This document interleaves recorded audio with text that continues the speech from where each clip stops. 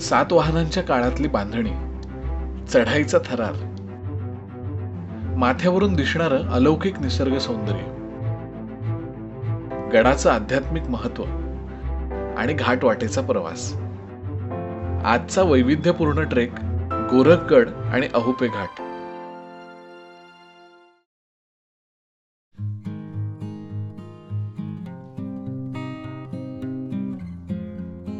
मुरबाडपर्यंत एसटीने आलो आणि मग जीपने देहरी गावापर्यंत सोडलं. त्या वाटेवरच गोरखगड आणि मच्छिंद्रगड सुळका दिसायला लागले. पावसाळ्यात ट्रेक असल्यामुळे गडापर्यंत जायच्या रस्त्याची चौकशी केली. भरपूर रान माजलं असणार याचा अंदाज होताच.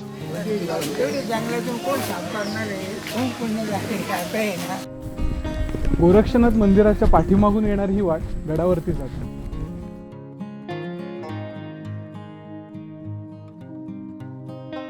इतर वेळी हा पट्टा खूपच रखरखीत असतो, पण आता या दिवसात गडाकडे जाणारी वाट पूर्ण हिरवीगार आहे. भरपूर झाडी वाढलेली असली तरी वाटेवरून जाणं शक्य होतंय. वाटेमध्ये कारवीचं रान माजलंय, पण पायवाट मळलेली असल्यामुळे रस्ता शोधावा लागत नाहीये. गड चढण्याआधीच त्याच्यावर पावसाळी ढग जमू लागल्याचं दिसत होतं. आता सुटलेला गार वारा त्याचीच खात्री पटवत होता. अचानक वारा आणि पाऊस सुरू झालाय. अंधार व्हायच्या आत मला गुहेपर्यंत पोहोचायचंय.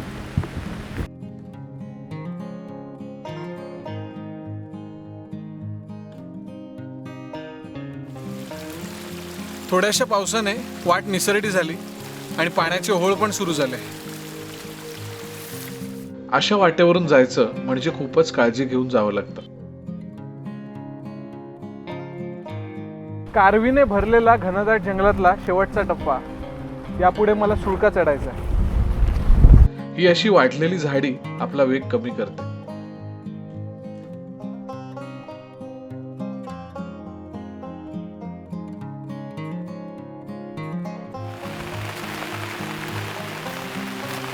धुकं कमी झालाय आणि इथून मला गोरखगड दिसतोय. वातावरण खूप छान असलं तरी आपलं वेळेचं गणित राखत गडावर पोहोचणं ही टास्क वाटू शकतं. गोरखगड चढत असताना भीमाशंकर डोंगर रांग आपल्याला दिसत राहते. ही संपूर्ण वाट दाट जंगलातून जाणारी, त्यामुळे निसर्गातल्या विविध आवाजांची नेहमी साथ असते. या वाटेने थोडं चालल्यावर इथे उघड्यावर शिवलिंग दिसलं. शेजारीच दगडात कोरलेली पावलं आहेत आणि काही सपाट शिळा. तशाच जंगल वाटेने पुढे निघालो.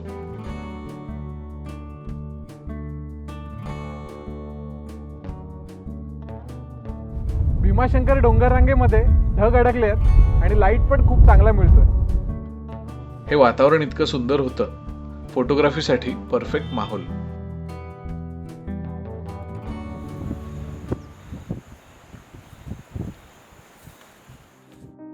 आता गडाची पायऱ्यांची चढण सुरू झाली, जी ट्रेकर्सना प्रचंड आवडते. मीही अपवाद नाही. किल्ला खूप जुन्या काळातला असल्याने या पायऱ्या आता झिजल्या आहेत हे जाणवतं. तरी काळ बघता त्यांचा वापर अजूनही शक्य आहे ही गोष्ट तितकीच आश्चर्यकारक वाटते. या वाटा बघताना मला नेहमीच वाटतं, असे गड वापरत असतील तेव्हाची त्यांची मजबूती किती जबरदस्त असेल. गोरखगडाच्या मागच्या दरीमध्ये ढग अडकलेत. त्याचे खूप सुंदर व्हिज्युअल्स मला घेता आले आणि आता मला दरवाजा गाठायचा आहे. कॅमेरा सांभाळत या पायऱ्या चढून जाणं म्हणजे कसरतच होत होती. त्यात पावसाळी वातावरण, वारा, ओली वाट आणि हा थरारक चढ. ऑलमोस्ट दरवाजापर्यंत पोहोचत आलो.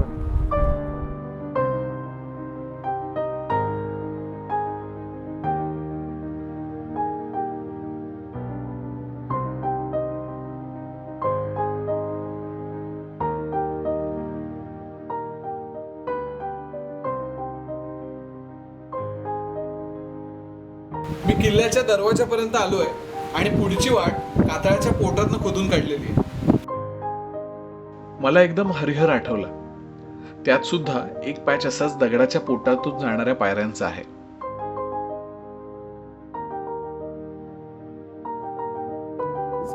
मच्छिंद्रगडाचा सुळका दिसतोय त्याच्या बाजूला भीमाशंकर डोंगर रांग.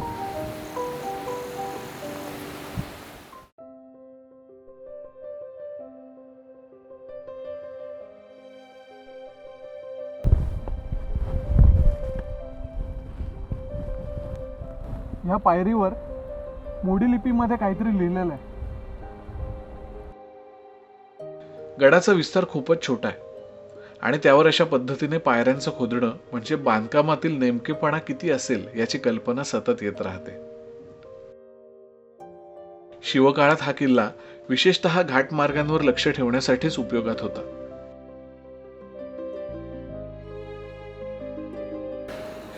या सुळक्याच्या पोटामध्ये गुहा खोदलेल्या आहेत. आज रात्रीचा मुक्काम त्या गुहेमध्ये.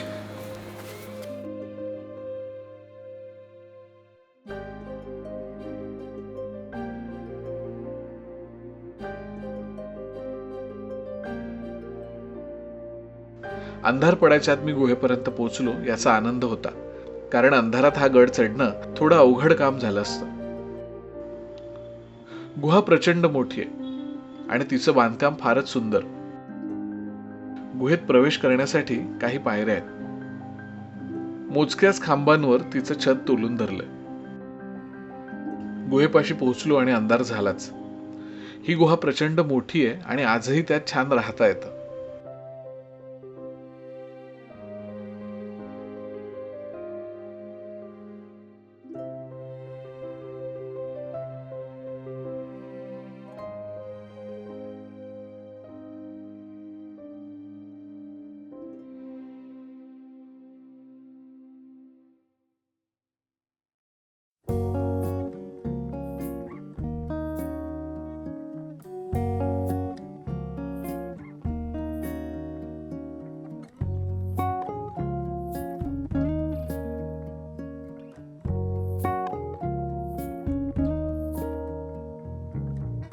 गोरखगडाच्या सुळक्यावर चढायला निघालो तेव्हा बॅग गुहेतच ठेवायची ठरवलं, कारण सुळका अरुंद असल्याने वाटही तशीच असणार. सुळका चढण्यासाठी मागच्या बाजूला जावं लागतं.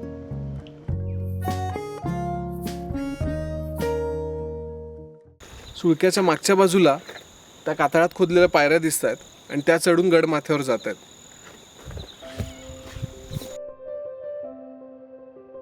गोरखगडाची खासियत म्हणजे चढण्याचे पॅच हळूहळू जास्त थरारक होत जातात आणि म्हणूनच ट्रेकर्सना किल्ला खूप आवडतो.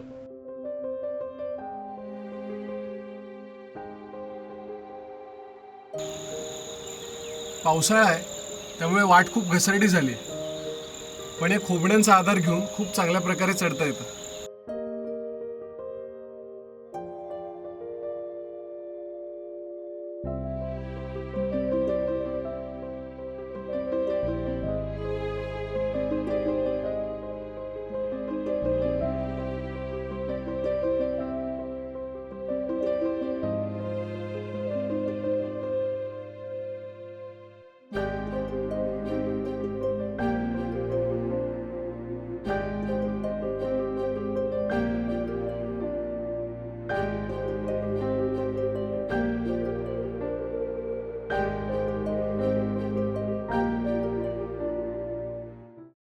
कातळातल्या पायऱ्या संपल्या आणि ऑलमोस्ट माथ्यावरती पोहोचत आलोय.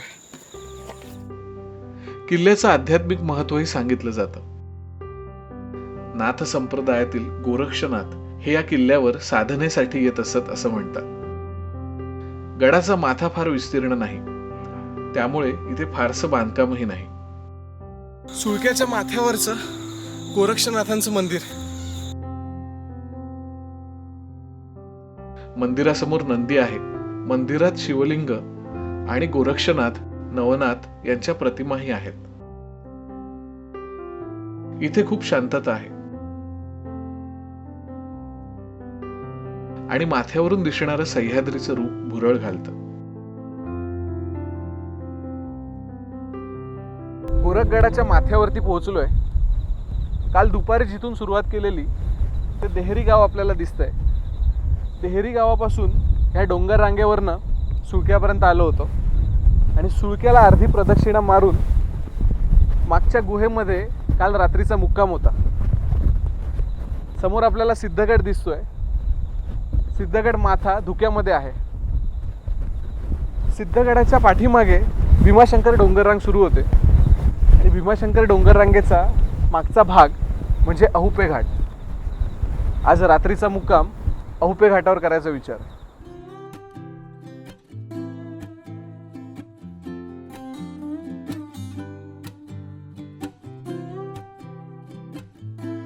मनसोक्त फोटो काढले आणि निघालो. किल्ला चढणं जितकं थरारक आहे तितकाच तो उतरताना काळजी घ्यावी लागते.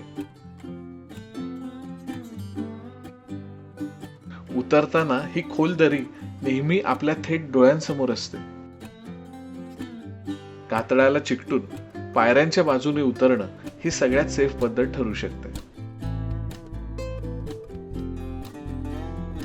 गुहेकडे परतलो, सामान घेतलं आणि पुढच्या प्रवासाला निघालो. या गडावर माकडं खूप मोठ्या प्रमाणात आहेत. आजकाल ट्रेकर्सना माकडांकडून बराच त्रास व्हायला लागलाय. वाटेत सातवाहन काळातलं एक शिल्प कोरलेलं आहे. 2 घोडेस्वार एकमेकांसमोर, त्यांच्या हातात शस्त्र सदृश्य वस्तू आणि एका बाजूला कावड घेतलेला सेवक. शिल्प खूपच सुबक आहे. गोरखगड सुळक्याच्या पोटामध्ये बरीच पाण्याची टाकी खोदलेली आढळतात आणि त्यातली काही टाकी स्वच्छ आणि पिण्यायोग्य आहे. पाण्याच्या इतक्या साठ्यावरून एक लक्षात येतं की गड लहान असला तरी त्याचा उपयोग निवाऱ्यासाठी सर्रास होत असावा. अहुपे घाटासाठी खोपिवली मार्गे वळसा घालून जाण्यापेक्षा या दाट जंगलातून वाट आहे का ते शोधूया.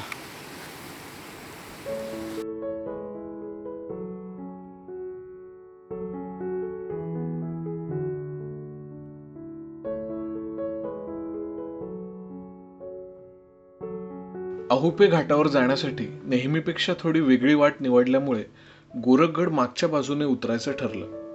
या वाटेने गड उतरणं हा अनुभवही भन्नाट आहे. एकीकडे समोरचं निसर्ग सौंदर्य हे खुणावत राहतं आणि त्याच वेळी गड उतरताना दरी बघून धस्स होतं.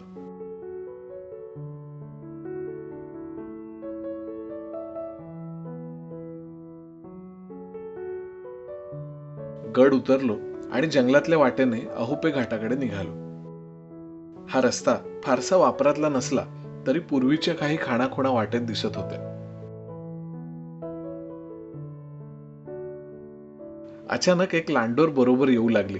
कितीतरी वेळ ती सोबत येत होती. जवळच एक देऊळ होतं. ती याच परिसरातली असावी. देवाजवळ काही विरगळी सतीशिळा होत्या. देवळाला लागूनच एक छोटीशी कुटी होती.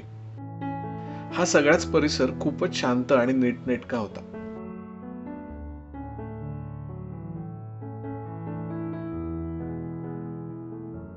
दमायला झालं होतं. थोडं थांबूया हा विचार आला, पण त्यामुळे आज घाटावर पोहोचायला वेळ लागला असता. त्यामुळे लगेच निघालो. घनदाट जंगलातून जाणारी ही वाट सुंदर असली तरी दमवणारीही आहे.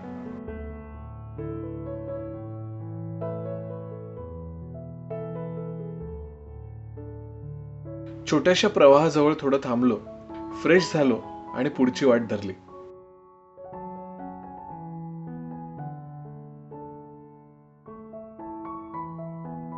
गोरखगड, मच्छिंद्रगड, भीमाशंकर रांग सगळं नजरेच्या एका टप्प्यात दिसत होतं.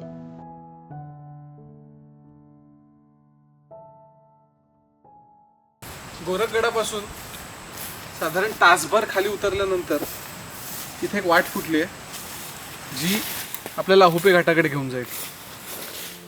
ही वाट खोपिवली गावाकडून आलेल्या वाटेला मिळाली. आता वाट बऱ्यापैकी मळलेली होती. गावागावांमधून जाताना हे दृश्य नेहमीच असतं. कामाच्या निमित्ताने निसर्गाच्या सानिध्यात रमायला मिळणं अर्थात पायपीट, कष्टही त्यात तितकेच आहेत. समोर एक मोठा ओहोळ दिसत होता. रस्ता बरोबर आहे ना विचारलं तर काकांनी ओढा ओलांडून जायला सांगितलं.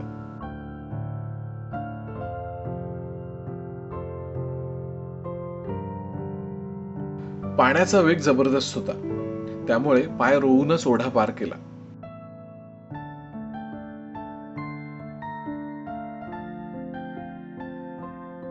वाट वापरातली होती. अहोपे घाट भागात एक देवराई सुद्धा आहे. मच्छिंद्रगड आणि गोरखगड. सकाळी गोरखगडच्या माथ्यावरती होतो.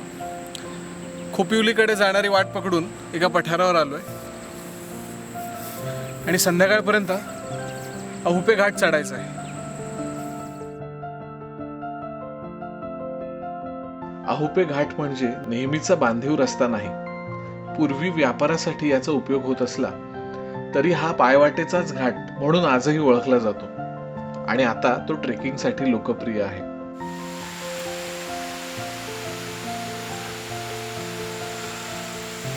घाट चढताना खूप दमछाक झाली.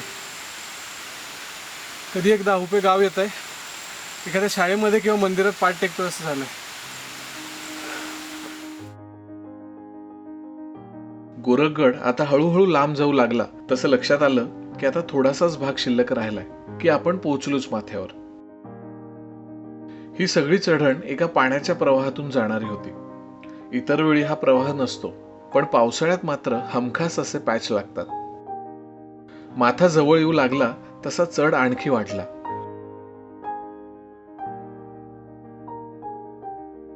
जंगलात आपल्याला वेगवेगळे अनुभव येतात. आताही एक खूप मोठं झाड वाटेत आडवं पडलं होतं. बाजूला करणं तर शक्यच नाही, मग त्याच्या फांद्या ओलांडून फांद्यांच्या खालून अशी वाट काढावी लागली. चढाईच्या शेवटचा टप्पा गाठताना खूप दमलो आणि पोहोचेपर्यंत अंधारही झाला.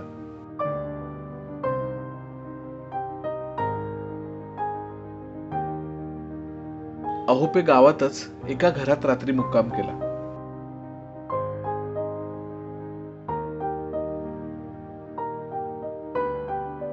दिवसभर इतकी दमणूक झाली होती की सकाळ कधी झाली कळलं सुद्धा नाही.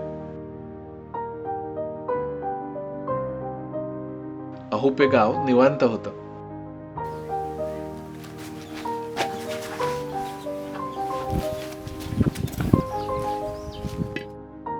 कालच्या एकंदर अनुभवाबद्दल थोड्या गप्पा झाल्या. 2 तास लागतील जास्तीत जास्त.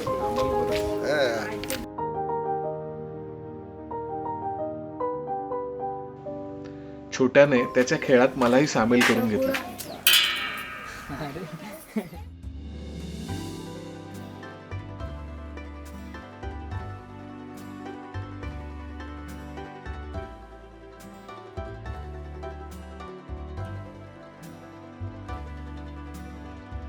मला उत्सुकता लागून राहिली होती ती घाटमाथ्यावरून दिसणाऱ्या दृश्याची, आणि समोर जे दिसलं ते डोळ्यांचं पारणं फेडणार होतं.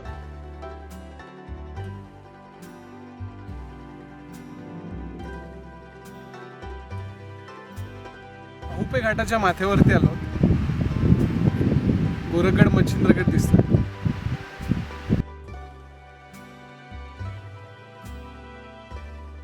या उंचीवरून 180 अंशात दिसणारा सगळा भाग हा महाराष्ट्राचं नैसर्गिक वैभव आहे, जे गेली अनेक वर्ष आपण अनुभवतोय आणि त्याच्या सहवासात हरवून जातोय.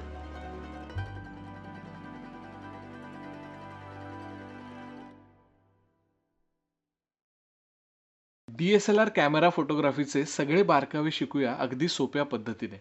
रानवाटाचे ऑनलाईन फोटोग्राफी कोर्सेस मराठीतून. नक्की सहभागी व्हा.